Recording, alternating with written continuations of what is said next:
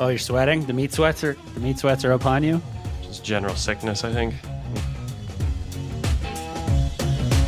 They don't know what I know. They don't know. Okay. Welcome back for another Zengineering podcast. I'm Adam. Woo! Welcome back, everybody. I'm Brian. Oh, man. As we were starting this up, I had the thing again where I was like, oh, that'd be a good intro thing to talk about for a second. And then by the time we get it running, I completely forgot what it is.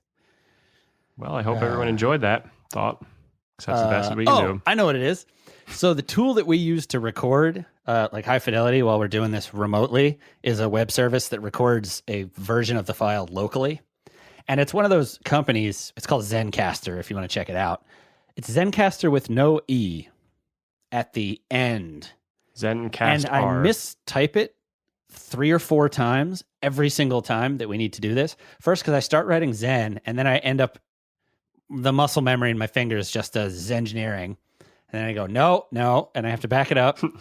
And then I have to go through the process of remembering that it's a name that makes sense, but it's missing a vowel. And so sometimes I'll leave out the A, Zencastr, right? Like that still fits the naming convention of drop a vowel. And it's not right because it's missing the E, but it's the second E. So it's not Zencastr, Zenkast, Kast. I'm a mess. Oh. Anyway, we got it running. But it's funny that just the idea of like storing something in your head, and I have that slotted as, here's a name but missing a vowel, instead of just straight memorizing that the address is this. I don't know why. And I'll just offloaded that process down to those fingertips. Offloaded it to some sort of okay. Hit list this week. Oh, hit this episode. Doing another hit list. So everybody loves a good hit list. Just random stuff off of our list of things that we update during the week. Great. What we got right now? What were we kicking off with? The first one we talked about was displays of Facebook affection. Oh.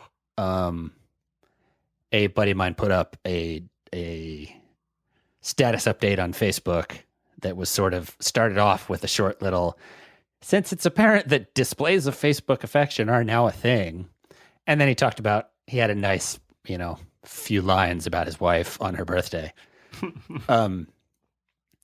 I just thought it was a really interesting idea of a cultural shift, right? Like people are aware of PDA, right? Public display of affection, and they feel however they may feel about it. And now there's this idea of a social media display of affection. Oh, so you're talking about like a compliment to your wife, right, rather than like a thumbs up that can now be a heart. Oh yeah, I'm not even talking about just liking things. You're talking about like the PDA equivalent. Right. Like smooching in public, but on Facebook. I feel you. Those make I feel uncomfortable when I read those too. I like them though. I like the idea of it. Yeah, they always strike me as sweet, but then I do also feel sort of uncomfortable.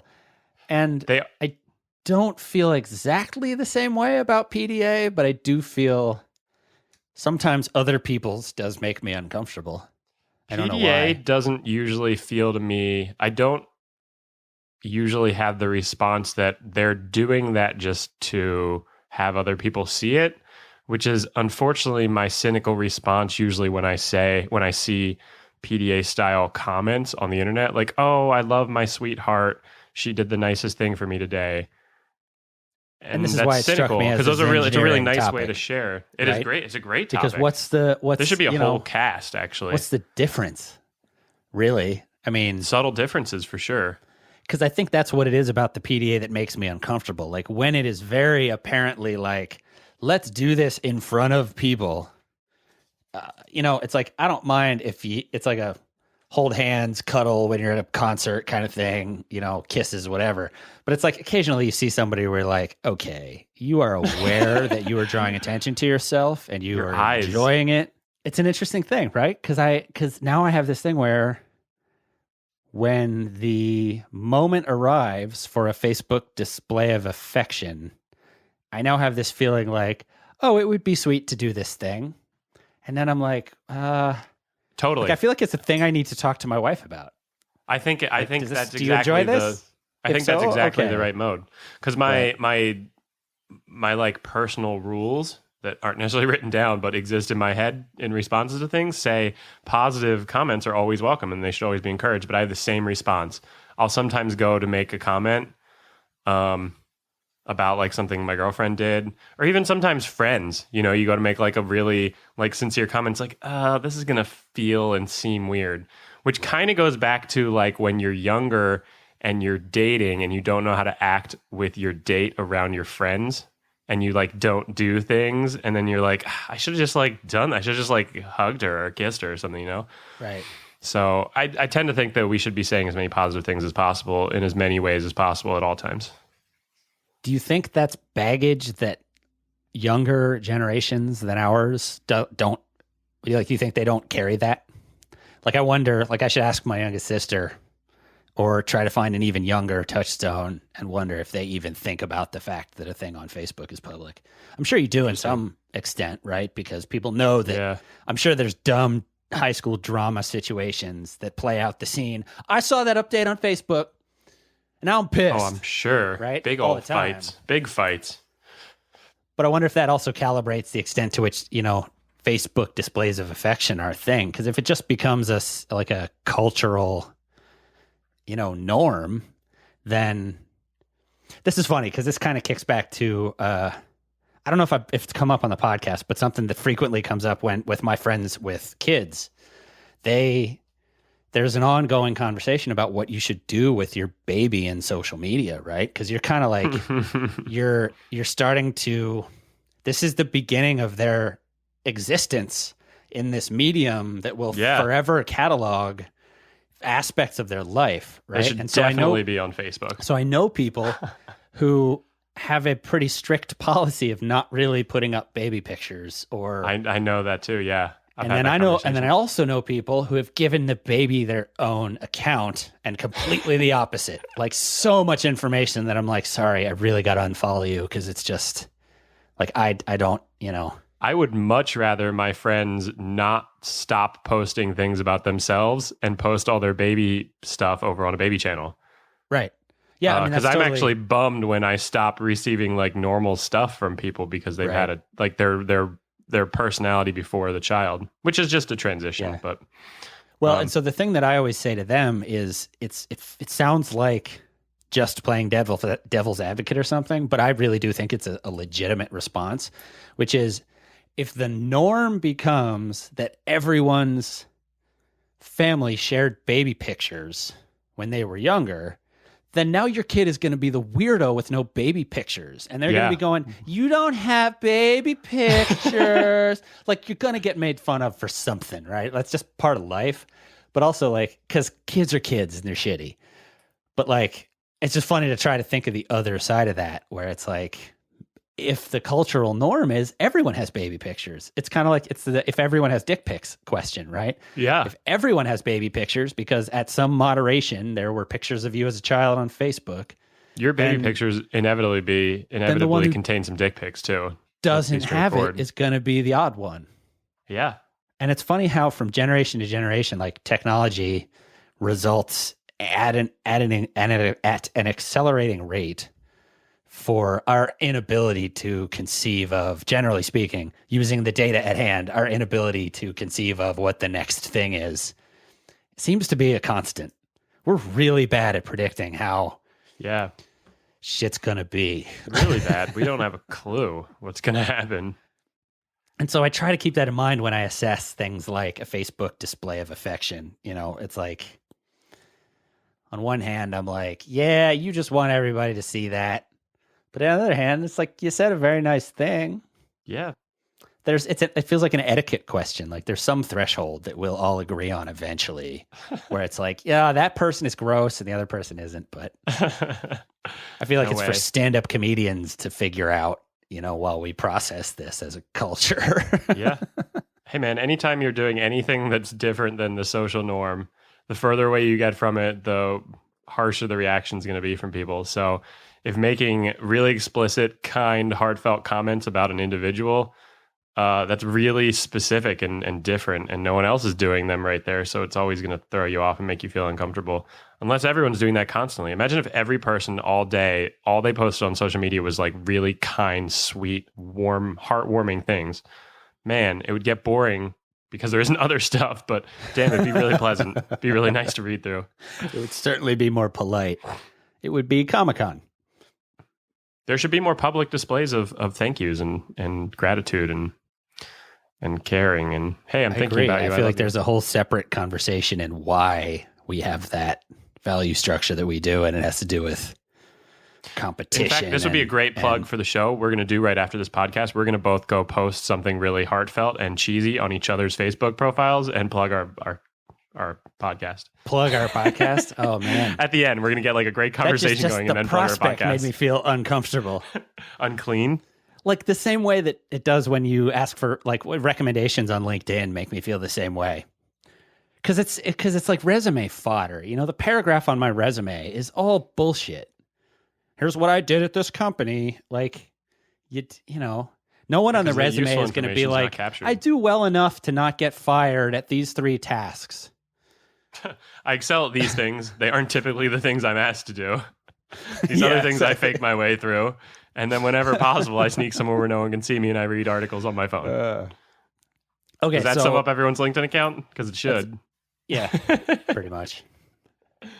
Which is a good segue into the next thing that we had on the list, which is a bit deeper than the Facebook display of affection. Although I feel like we went to a pretty deep place with that. That's a pretty Zen deep engineering topic. Place.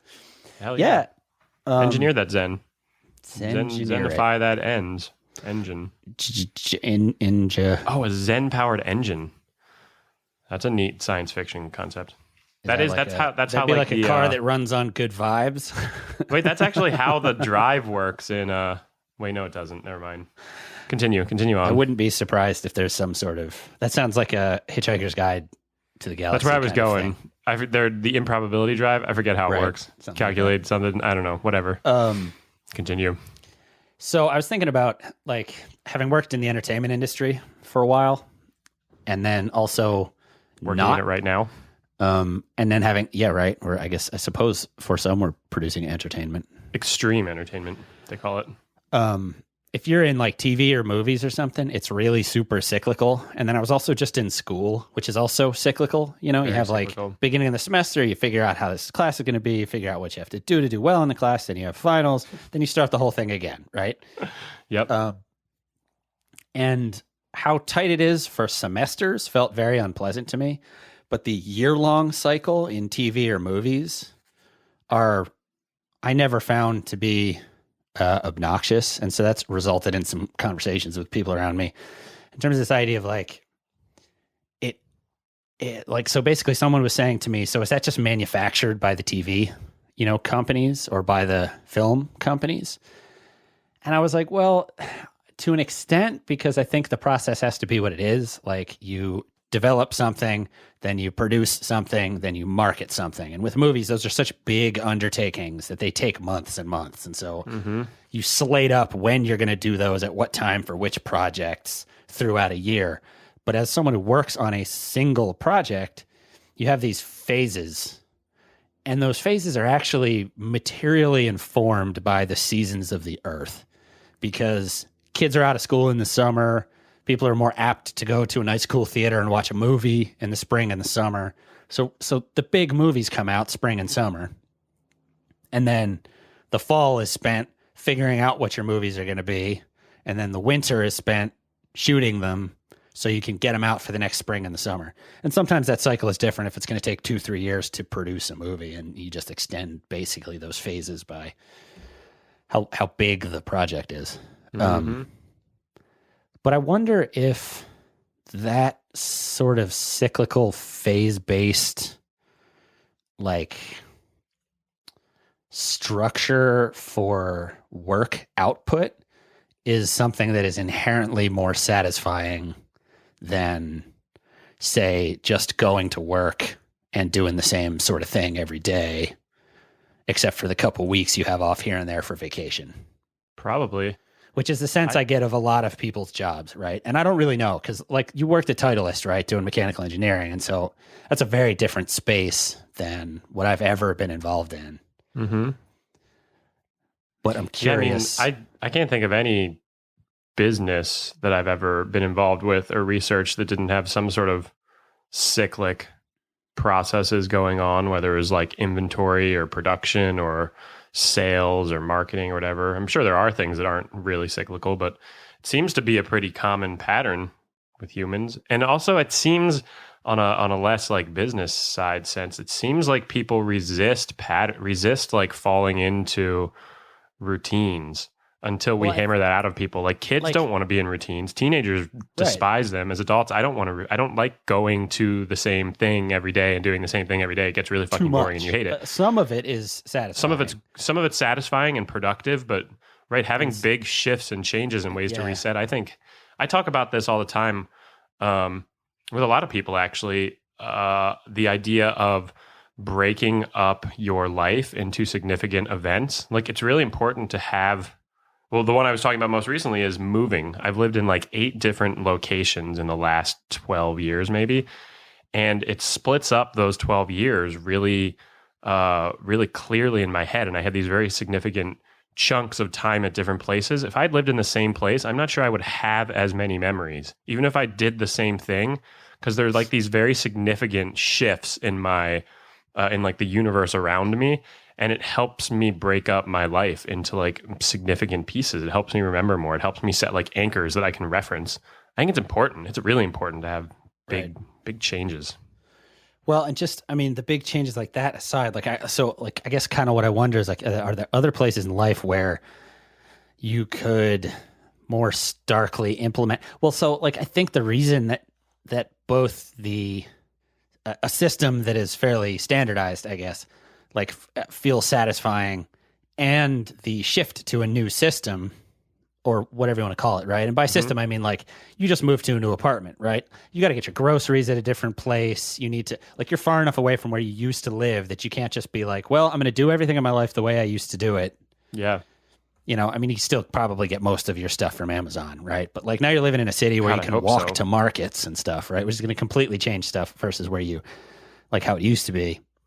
So I wonder about like how, so, I mean, 2 things. The extent to which that is probably a genetic phenomenon. Like if you think about, we either, like humans got to the sort of place of expansion where we are in terms of taking over the planet by mastering, you know, hunting and then domestication of animals and then agriculture.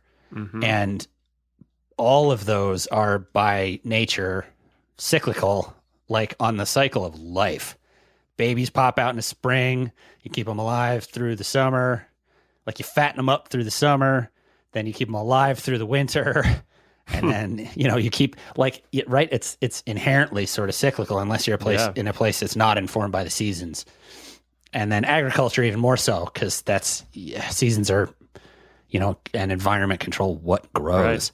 So it completely makes sense that it would be like built into our genes that having a cycle somewhere around a year where like every 4 months what you're working on changes might be really satisfying for people. Could be very satisfying. I think you see that at a lot of big companies, and maybe more so these days. Maybe I'm just more aware of it. They cycle new people through stuff very quickly. You go into a department to work there for a while, you move somewhere else. I think that's something we're becoming aware of with humans too. Like diversity allows for greater growth, you know, greater experience, greater knowledge. So I think it's great. Change shit up. I think it's really important. It's a tenet of my existence. I try to change stuff up a lot. Yeah, I do the same. Or like this, and this is where I think it ties back to previous podcasts, which makes me feel dope because I'm like, call back. So many. There's so many. This is the relevance of that hope machine that Rosolio talked about on the sports podcast. Like, I think part of the reason people like sports so much is because in a life where things may not be cyclical in that way, there is a mechanism that they care a lot about in their life that functions on that cycle. There are phases. It's like it's preseason, regular season, playoffs, championship, reset, do the whole thing the next year. Yeah. So my thing is like, if that's the kind of thing that fires you up and you're otherwise not happy with things in your life, like try to find ways to find that cycle and stuff where you can, like triathlon season is real satisfying for me in that regard. Cause there's time when there aren't really races. Then there's time where you're getting ready for the races. Then there's time where there's a couple races and then you go back to, okay, how do I just sort of enjoy the sport, out of season? Donuts. Donuts are also cyclical. Mm-hmm. Cyclical? Cyclical? So that's my fitness plan is roll a donut in front of yourself. Ooh. And this is actually a perfect segue into the next thing on the list. Killed it. Oh, completely not orchestrated, which is why I don't think I should go into radio. The next thing on the list is self-control. So what we were talking about was, at least in this context, it's the question of what do you do once you catch that donut? But the real conversation started because you ate too many burritos right before this, and you've been like moaning and holding your belly since we started trying podcasting. Not to moan. I was burping a lot when we started, and now I've been yawning a lot. So I'm going through a cyclical experience over here. And I think we talked about it in the last podcast in the food. ambient intelligence bit a little bit, right? But it's like we were saying your phone should have told you not to eat that second burrito. But the idea of if that phone is it alleviating some need to have a degree of self-control if you just go, well, when my phone tells me not to eat something, I don't eat it. Yeah. And that's easy. Is that easier to you, or would that feel soulless? Well, your reference was this is a way to think through it too. Your reference was if I don't want to eat junk food, I just don't buy it. And then I don't have to have self-control. I just don't have it in the house to eat it. Right. And no, it definitely doesn't make me feel soulless. It frees up energy for me to go do something productive rather than fight this self-control this really urge difficult. to eat a donut, which is really like there's no real reason I need to fight this urge to eat a donut. I just shouldn't have a fucking donut around so I can do something else instead of wasting like five energy points on it. And, I'm not going to eat this donut, but I'm going to think about it some. So recently there's a famous study where that people refer to all the time, and that stands for the proof of the claim that willpower is finite. Mm-hmm. And they just did some kind of like meta-analysis of all the studies. And basically that meta-analysis showed that, they've never really been able to reproduce that. It's not necessarily credible. We don't have any scientific support for or against the idea that willpower is finite. Super unhelpful conclusion. Thanks, science. Super unhelpful conclusion, except that maybe we don't know if there's anything to back that up. But I feel that phenomenon in my life. Yeah. I do as well. There are lots of situations where you fight something and eventually give in, or stuff's just on your mind. It's way harder to not eat 2 burritos that you know will be delicious and be so satisfying when you're tired. Oh, for sure. Yeah. Worn out. It's way harder. Like I have work I really want to do today and really need to do. And I'm probably not going to because I'm full of burrito and have spent the afternoon doing a podcast, which is taxing my brain. I'm going to be like, fuck it, I'm not going to do work. I'm going to go sit on my ass. So then in the course of the self-control conversation, I think at one point I said something to the effect of self-control is hard. And I feel like that sums up the American condition right now. And I don't know if it's entirely fair, but it does lead me to like I want to explore. So is it a level of fatigue because you're just tired, you didn't sleep well, or your job is trying and there's a McDonald's on the way? Like what's the version of that what you're talking about, right? Like even if it's just the self-control to not have the food in your house. Right. So that you then are never confronted with, I want to eat this sloppy cheeseburger every night because it's easy and delicious. Mm-hmm. Where's the gap in that in terms of finding health for people where we have this obesity epidemic in I think the gap is removing exactly what we started with. Remove the temptation of the thing you don't want. Doesn't mean that people shouldn't be allowed to get cheeseburgers if they want. That's not the right attitude either. It's not that you should feel bad for eating a cheeseburger or a donut or whatever. It's just that we should make we should facilitate an environment where it's very easy to remove that stuff from you. It'd be nice for a lot of people if there were not a McDonald's every 6 blocks where they live. That sucks. You should There's so have much money in that. Right. There's so existing. much money in that. So it's never going to go away. Right. So we sort of try to put pressure on them to have healthier options, but you didn't go there for the healthier option. They have So, salads now. I saw on a billboard the other day. I wonder how popular they actually are, though. I I wonder tend to feel like they the probably salads just have, are just placating the masses and no one's actually eating them. right, and they probably also just have like a Big Mac mixed in. That chopped might up be and a mixed in. cynical. Yeah, yeah, exactly. That's the other thing is like that's Taco Bell's like taco salad is worse than a burrito. You should just have the grilled stuffed burrito. They're the same. Well, I want to go somewhere slightly different with this because I think it's a really interesting topic that could be a full cast, but it might help us tease out the question the answer to the question you just asked. I don't think self-control is a very good name for that exercise because if it were just self-control, then the self that's saying, I don't want to eat a cheeseburger wouldn't have any problem. There's clearly someone else in there who's also saying, no, but I want a cheeseburger. Stop telling me not to have a cheeseburger. I'm going to go get it. And then you walk in the kitchen, you're like, I shouldn't eat the cheeseburger. But then you're like, I should eat the cheeseburger. That's clearly not one person unless you're right.